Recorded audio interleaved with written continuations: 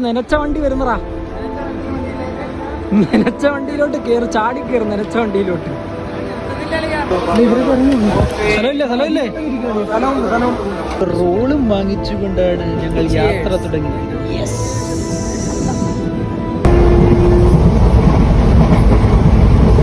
വൃത്തി എന്നൊക്കെ പറഞ്ഞ ഇതാണ് മോനെ.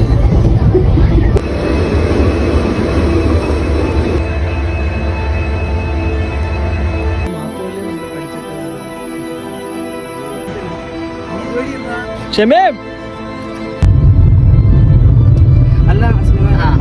അത് മതിയളിയാ, നീ തന്നെ ഇന്ന് ചാടി തുടങ്ങിയാലോ.